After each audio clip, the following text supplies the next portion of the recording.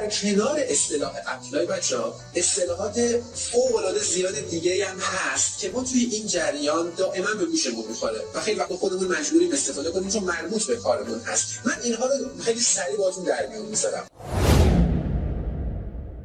ادبیات اپلای رو بیشتر بشناسیم. بذارید از این تعریف اولیه شروع کنیم. وقتی میگیم اپلای منظورمون چیه؟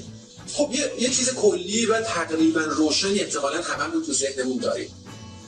وقتی میگیم اپلای منظورمون اخذ پذیرش تحصیلی در یک مقطع بالاتر، در یک مقطع حالا شاید هم معادل با اون مقطع یا مقطع بالاتر از یک دانشگاه در یک کشور خارجی است. این اون چیزیه که ما فعلا منظورمون از اپلای توی این سلسله دروس اینه. البته باید بگم این رو که اپلای معانی مختلفی داره، یعنی خیلی از پروسه هایی که ما در فرایند اقدامات دانشگاهی انجام میدیم، مثلا فرض بکنید حتی موردی مثل این که ما بخوایم توی یک کنفرانس شرکت کنیم یا ما بخوایم توی یک برنامه تبادل دانشجویی شرکت کنیم یا بخوایم توی یک دوره کوتاه مدت تخصصی بریم و شرکت کنیم، همه اینها گزینه‌های مختلفی که ما براش اپلای می‌کنیم، اصطلاحاً ما براش درخواست میدیم. اما اون چیزی که الان ما اینجا دوره هم جمع کرده و موضوع بحثمون هست، اپلای به اون معنای کلی و بزرگ کلمه است، یعنی تلاش برای اخذ پذیرش تحصیلی برای یک مقطع بلند مدت تحصیلی، یعنی یا حالا کارشناسی یا کارشناسی ارشد یا دکتری و یا پستاک. این چیزی هست که ما بخوایم بهش بپردازیم. یکی از کلماتی که همینجوری که خدمتتون گفتم و استفاده دارم میکنم همین اپلای هست که خب معادل شما میتونیم برای فارسی خیلی استفاده میکنیم همین پذیرش تحصیلی هست. پس حداقل تا اینجا اینو بدونیم که وقتی صحبت از اپلای داریم میکنیم داریم صحبت از چی میکنیم. سلام، من مهدی پاکنهاد هستم، منتور اپلای و مهاجرت و اینجا اپلای اکادمی. این ویدیو یه قسمت دیگه از دوره 30 قسمتی آموزش 0 تا 100 اپلای هست. اگه مایل قسمت‌های دیگه رو هم ببینی کافیه که توی پلیلیست‌های کانال پلیلیست دانشگاه اپلای رو جستجو بکنی. اونجا به هر 30 قسمت این مجموعه دسترسی خواهید داشت. البته توی دیسکریپشن همین ویدیو هم من لینک پلیلیست رو قرار میدم. از طریق اون لینک هم شما میتونی همه قسمت‌های این مجموعه رو کامل ببینیم. بریم برای ادامه ویدیو. بعد از اپلای بریم سراغ ادمیشن لتر. ادمیشن لتر چیه؟ اصلا نامه پذیرش. اولا خود ادمیشن رو بذارید بهتون بگم. پذیرش یعنی زمانی که ما داریم اپلای میکنیم، ما داریم در واقع درخواست میدیم برای اخذ پذیرش تحصیلی. وقتی دانشگاهی ما رو میپذیره به عنوان دانشجو، یعنی پروسه پذیرش به پروسه ادمیشن انجام شده و وقتی به ما نامه ای رو مبنی بر پذیرش برامون پست میکنه که به دستمون میرسه، به اون نامه میگیم ادمیشن لتر، یعنی نامه پذیرش. یه اصطلاح دیگه هم که خیلی استفاده میشه اپلیکنت یا متقاضی. اپلیکنت همین ماییم، شماییم، منم، کسی که میخواد پروسه اپلای رو انجام بده، اون دانشجویی که پروسه پذیرش تحصیلی رو انجام میده، اصطلاحاً بهش میگیم اپلیکنت. یه اصطلاح دیگه که شاید مهم باشه تو کارمون ادمیشن کامیتیه یا ادمیشن آفیس. یه تفاوت‌هایی بین این دو تا هست. بذار اول ادمیشن کامیتی رو بگم. ببین وقتی شما درخواست پذیرشت رو ارسال می‌کنی به دانشگاه، یک گروهی هست توی دانشگاه، معمولاً یک گروهی، حالا از یکی دو نفر سه نفر شروع میشه، ممکن حتی 10-15 نفر هم برسه. کسانی که اصطلاحاً داور قرار می‌گیرند تا درباره پذیرش شما اظهار نظر کنند که آیا ما می‌پذیریم یا نمی‌پذیریم. به این میگیم ادمیشن کامیتی، کمیته پذیرش. اما یک ادمیشن آفیس هم داریم، یک اینترنشنال آفیس، فرق نمی‌کنه. اون واحد بین الملل دانشگاه مقصده، اون واحدی که قرار پروسه پذیرش دانشجویان بین المللی اونجا انجام میشه. معمولا وقتی ما به عنوان یک دانشجوی خارجی میخوایم اپلای کنیم برای یک دانشگاهی، باید به اون اداره بین المللشون مراجعه کنیم. اصطلاحاً بهش میگن ادمیشن آفیس یا اینترنشنال آفیس. یه اصطلاح دیگه هم که باز تو خانواده ادمیشن قرار میگیره ادمیشن ریکوایرمنتس، یا شاید اینو شنیده باشید مینیمم ریکوایرمنتس این ماجراش اینه که خب هر پذیرشی طبیعتاً همراه با یک سری مدارک خواهد بود. خب یعنی شما وقتی میخواید پروسه پذیرش رو انجام بدید، دانشگاه چیزی که از شما میخواد اینه که شما که میخواید الان بیایید به دانشگاه من، یک مثلا باید مدرک فرضاً آخرین مدرک تحصیلی تو به من نشون بدی، دو مثلا باید مدرک زبان نشون بدی، سه باید مدرک مثلا توصیه‌نامه از یک استادی به من نشون بدی و مجموعه مدارکی که شما به عنوان یک اپلیکانت، یک متقاضی نیاز دارید که اینها رو گردآوری کنید و در اختیار دانشگاه مقصد قرار بدید. ما بهش میگیم admission requirements، یا وقتی میگیم minimum requirements منظورمون چیه؟ منظور اون حداقل مدارک مورد نیاز در پروسه پذیرش هست. مثلا فکر کن میای دانشگاهی رو انتخاب میکنی، مثلا دانشگاه هایدلبرگ آلمان، نگاه میکنی توی وبسایت دانشگاه میگه دانشجویان بین المللی که میخوان به این دانشگاه درخواست پذیرش بدن لازمه که حداقل این مدارک رو داشته باشن. یک، مثلا مدرک تحصیلی داشته باشن، دو، مثلا مدرک زبان داشته باشن. این مدرک زبان رو مثلا همونجا اعلام میکنن که یه بخشی هست به اسم language proficiency توی وبسایت دانشگاه. اینجا اون جایی هستش که دقیقاً مشخص میکنه حداقل نمره زبانی مورد تایید اون دانشگاه چیه. و ما به عنوان یک اپلیکانت حتما باید مدرک زبانی که به اون دانشگاه ارائه میدیم دقیقاً یا معادل و یا بالاتر از اون مینیمم مد نظر دانشگاه باشه. ممکنه بگی مثلا من اگر متقاضی خواست آیلتس ارائه بده حداقل باید 6.5 باشه، مینیمم باید 6.5 باشه، یا بعضی از دانشگاه ممکنه بگن 7. این مینیمم خیلی مهمه. بنابراین شما با یک سری داکیومنتس ها سر کار دارید یا یک سری اسناد، یک سری مدارک. اینا اون مدارکی هست که هر متقاضی پذیرشی لازم هست اینها رو گردآوری کنه، آماده کنه و برای دانشگاه مقصد ارسال کنه تا مورد ارزیابی قرار بگیره و در نهایت پرونده دانشجو مورد پذیرش یا اکسپت قرار بگیره. کلمه دیگه‌ای که توی این پروسه مورد استفاده قرار میگیره ددلاین هست. ددلاین یا به اصطلاح خودمون مهلت مقرر یا ضرب الاجل. یعنی چی؟ یعنی اون تاریخی که شما به عنوان متقاضی که میخوای اپلای رو انجام بدید فقط تا اون تاریخ وقت داری و مهلت داری که مدارکت رو برای دانشگاه ارسال کنید. از اون تاریخ بگذره شما دیگه مدارکت رو نمیپذیرن. این ددلاین خیلی مهمه به خاطر اینکه دانشگاه‌های حالا کشورهای اروپایی، کشورهای امریکایی به این زمان‌هاشون خیلی حساس و خیلی در واقع حساس و براشون مهمه، به این معنی که وقتی میگن 15 دسامبر ساعت 24 شب 15 دسامبر آخرین مهلتی هست که اینا مدارک رو دریافت میکنن و 1 دقیقه بعد از این تاریخ، بعد از این موعد، بعد از این زمان دیگه مدرک رو دریافت نمیکنن. به همین خاطر بچه‌هایی که دارن اپلای میکنن به ددلاین مورد نظر دانشگاه خیلی توجه دارن.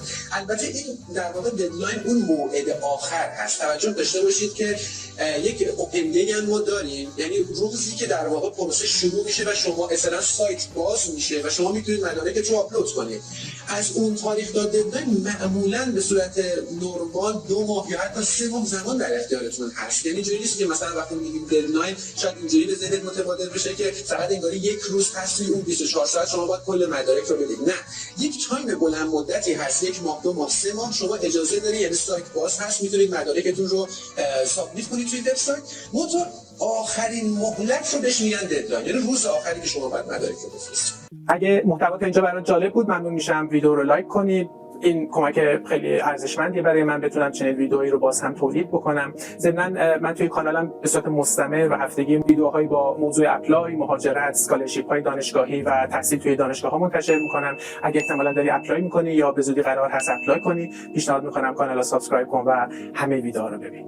پروگرامز یا اکادمیک پروگرامز یعنی اون رشته‌های دانشگاهی که شما باید یکی از اونها رو برای ادامه تحصیلتون تو دانشگاه انتخاب کنید. همین ماجرای انتخاب رشته خودمون دیگه، هر دانشگاهی مجموعه‌ای از رشته‌ها رو ساپورت میکنه، ارائه میده و شما به عنوان یک متقاضی اپلای وقتی میخوای پروسه پذیرش تحصیلی رو انجام بدی، از اولین کارهایی که باید انجام بدی اینه که مشخص کنی چه رشته‌ای رو در چه مقطعی تصمیم داری که بخونی. خب ما به این میگیم پروگرام، یعنی اونجا بیشتر به جای اینکه اصطلاح میجر رو استفاده کنن کلمه پروگرام رو استفاده میکنن، بدونید که این همون معنای در واقع رشته یا اون برنامه درسی هست که شما باید براش اپلای بکنید. اصطلاح دیگه اپلیکیشن فی هست. منظور از اپلیکیشن فی اون مبلغی هست که هر دانشگاهی بابت ارزیابی پرونده دانشجو دریافت میکنه. ببینید وقتی شما پروسه پذیرش رو انجام میدید، دانشگاه‌های مختلف رو وقتی درخواست میدید، دانشگاه میاد مدارک شما رو تحویل میگیره و طبیعتاً باید این مدارک مورد بررسی قرار بگیره توی ادمیشن آفیس یا از طریق ادمیشن کامیتی که اینها بیان مدارک شما رو بخونن. عرفه که هر دانشگاهی بابت این ارزیابی یک مبلغی رو دریافت میکنه. معمولا مثلا تقریبا حالا دانشگاه‌های امریکایی ممکن است $70-80 باشه به بالا تا 120 130 150 دلار. دانشگاه‌های اروپایی هم که شما در نظر بگیرید باز تقریبا معادلش به یورو در نظر بگیرید، شاید از 60-70 یورو در نظر بگیرید تا 120 130 یورو. این آن ریفاندبل هست، یعنی غیر قابل بازگشت هست. یعنی شما چه اکسپت بشید به امید خدا یا خدای نکرده ریجکت بشید، در هر دو صورت این مبلغ به شما برگردونده نمیشه. بنابراین خیلی توجه داشته باشید که یک سری از هزینه‌ها تو پروسه اپلای هست که این هزینه‌ها رو خواه نخواه باید پرداخت بکنید به دانشگاه یا جاهای دیگه. یکی از اون موارد اپلیکیشن فی هست. نحوه پرداختش هم حالا البته به موعدش توی یک از فصل‌های آینده مفصل درباره‌اش صحبت می‌کنیم. از طریق کارت‌های اعتباری معمولاً باید پرداختش کنید. کلمه بعدی official transcripts هست. ببین official transcripts منظور ریزنمرات رسمی دانشگاهی هست. خب گفتیم که یک از مدارکی خیلی مهمی که هر دانشگاهی توی پروسه پذیرش به دانشگاه ارائه میده اون دانشنامه و یا اصطلاحاً اون مدرک تحصیلیشه. مثلا فرض کنید شما اگر کارشناسی ارشد هستید باید مدرک کارشناسیتون رو به دانشگاه مقصدتون بدید. درست؟ این مدارک یک از مدارک مهم ریزنمرات هست، بهش میگن ترانسکریپت و این باید آفیشال باشه اصطلاحاً، یعنی باید رسمی باشه. یعنی شما باید برید یک سری امضاهای رسمی از وزارتخونه و البته از وزارت خارجه و دادگستری پای این ریزنمراتتون بگیرید بابت اینکه اینو رسمیت بهش بدید. حالا این هم جزء مواردی است که به موقعش راجبش مفصل صحبت می‌کنیم. Recommendation letter این هم که توصیه نامه هست. این هم یکی از مدارکی هست که تقریبا اغلب دانشگاه‌ها از اپلیکنت ها میخوان. یعنی اصطلاحاً توی زبان ساده روزمره خودمون بهش میگیم ریکام. یعنی این که شما از یک شخص متخصص، معمولاً استاد دانشگاه، یک نامه‌ای دریافت بکنید مبنی بر توصیف و توصیه شما به اون دانشگاه مقصد. ما بهش میگیم recommendation letter. یک کلمه دیگه‌ای که باز داریم research interest هست که این هم باز خیلی مورد استفاده هست و مهم هم هست. دونستنش خیلی به شما کمک میکنه تا پروسه اپلای رو درست انجام بدید. هر دانشجویی و هر استاد دانشگاهی، هر کسی که در واقع آکادمیسین هست به یک حوزه پژوهشی علاقه داره. به صورت معمول اینجوری اگر تخصصی بخواید کار بکنید، معمولا تو رشته‌ای که دارید درس می‌خونید چند تا مبحث هست، چند تا فیلد یا حوزه تحقیقاتی هست که برای شما جذابه و شما بهش میپردازید و احتمالاً وقتی هم که بخواید اپلای کنید ازتون انتظار میره که کاملا روشن باشید درباره اینکه میخواید چه فیلدهای تخصصی رو کار کنید، علایق پژوهشیتون چیه. ما بهش میگیم ریسرچ اینترست، علایق پژوهشی، و بهتره که در پروسه اپلای شما با علایق پژوهشی خودتون به خوبی آشنا باشید، چون توی پروسه نامه‌نگاری هایی که با اساتید دارید یا در جریان مکاتباتی که با دانشگاه دارید، این از اون چیزایی هستش که ممکن ازتون زیاد پرسیده بشه. مورد بعدی Statement of Purpose یا Motivation Letter SOP اختصاراً بهش میگیم، یا همون انگیزه نامه. این هم باز یکی دیگه از مدارکی هست که شما در پروسه اپلای باید آماده کنید و بفرستید. یک انگیزه نامه چی است؟ مختصراً اگر بخوام بهتون بگم، نامه‌ای هست که شما به قلم خودتون باید بنویسید و توش توضیح بدید که چرا این دانشگاه خاص رو برای اپلای انتخاب کردید، هدفتون چی هست گذشته تحصیلیتون چطور بوده، اون ریسرچ اینترستاتون چیاست و قراره چیکار رو بکنید در آینده توی این دانشگاه خاص. چرا این دانشگاه یا احتمالاً چرا این استاد راهنمای خاص رو دارید انتخاب میکنید. این SOP خیلی مهمه. حالا اجازه بدید توی موعد زمانی که راجع به مدارک داریم صحبت میکنیم سر وقتش راجع به SOP مفصل صحبت میکنم که چقدر میتونه تاثیرگذار باشه. داشتیم مواردی که یک SOP خوب یه دانشجو رو نجات داد، یعنی مدارک چندان خوب نبود اما به خاطر اینکه تونست SOP خوبی بنویسه به شدت اون اساتیدی که SOPشون خوندن تحت تاثیر قرار داد و اونا گفتن اوکی تاثیرش میکنیم که بیاد و ببینیم تو عمل چیکار میکنه. بنابراین مهمه. حالا به وقتش صحبت میکنیم. اصطلاح بعدی تویشن فی یا همون شهریه. خیلی راحت هر دانشگاهی توی اونور خیلی این قضیه متداول هست که شهریه میگیره از دانشجوها. بنابراین شما هم وقتی میخواید اپلای بکنید حتما باید به این نکته توجه کنید. آیا دانشگاه مقصدتون شهریه دریافت میکنه؟ اگر دریافت میکنه این مبلغ چقدر هست؟ تویشن فی یعنی شهریه. اینترنشنال استودنت یعنی اصطلاح دیگه است تقریبا مشخصه، دانشجوی بین الملل. معمولا همه دانشجویانی که از خارج از مرزهای کشور وارد این کشور میشن که درس بخونن میشن اینترنشنال استودنت. پس ما هم وقتی میخوایم بریم مثلا امریکا یا اروپا یا استرالیا یا هر جای دیگه‌ای، ما از دید اون دانشگاه مقصد یک اینترنشنال استودنت هستیم. فاند رو شاید شنیده باشید بچه‌ها. فاند یا همون کمک مالی معمولا در قالب کلمات دیگه‌ای هم شناخته میشه، اسکالرشیپ، فلوشیپ یا چیزهای اینجوری. منظورش بورسیه است، یه کمک مالی هست به این معنا که دانشجویانی که به لحاظ علمی دارای شرایط خوبی هستند، به لحاظ رزومه تحصیلی شرایط خوبی دارند، معمولا هر دانشگاهی شناخته شده و معروف دنیا یک بودجه‌ای رو، یک فاندی رو کنار میذاره برای این دانشجویان که بهشون کمک بکنه که هم هزینه دانشگاهیشون رو و حتی گاهی هزینه زندگیشون رو بهشون میده در قالب فاند که اونها بتونن بدون دغدغه مالی درسشون رو بخونن. خیلی از دانشگاه‌های امریکایی و خیلی از دانشگاه‌های کانادایی و اروپایی این فاند رو دارن و اتفاقا خیلی از بچه‌های ایرانی هم که تصمیم میگیرن پروسه اپلای رو انجام بدن به دنبال این هستن که بتونن یک پذیرش همراه با فاند بگیرن و این هم حالا ما تو بخشی که مربوط هست به فاند صحبت می‌کنیم که چطور ما اولا چند نوع فاند داریم، چطور باید این فاندها رو بگیریم، راه حلش چیه، پروسش چجوریه. خیلی ماجرا داره ولی واقعا خب سرنوشت ساز هست. اگر بتونیم فاند بگیریم واقعا شرط زندگیمون دگرگون میشه. و یک اصطلاح به عنوان اصطلاح آخر بگم، بانک استیتمنت یا در واقع این میشه همون گزارش بانکی، گزارش مالی شما. این چیه؟ این بانک استیتمنت یکی از اون مدارکی هست که گاهی خود دانشگاه از شما میخواد ولی در اغلب موارد سفارت از شما میخواد.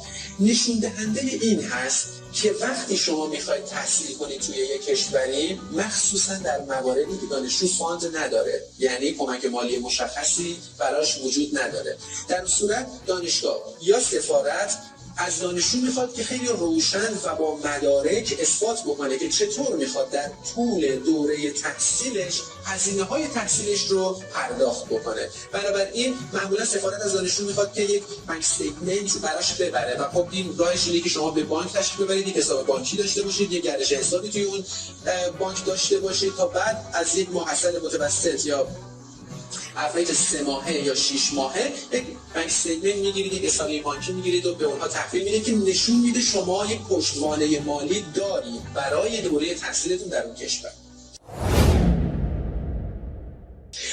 اینا که گفتم فقط بخشی از اصطلاحاتی بود که ما تو پروسه اپلای باشون درگیر هستیم، به گوشمون میخوره، خودمون استفاده میکنیم و شاید وقتی وارد بشید باز هم اصطلاحات بیشتری رو بشنوید، اما من سعی کردم بعضی از مهمترین ها رو بهتون بگم تا اندازه قبل از وارد شدن به پروسه آموزش اپلای با اصطلاحات و کلمات کلیدی آشنا بشید.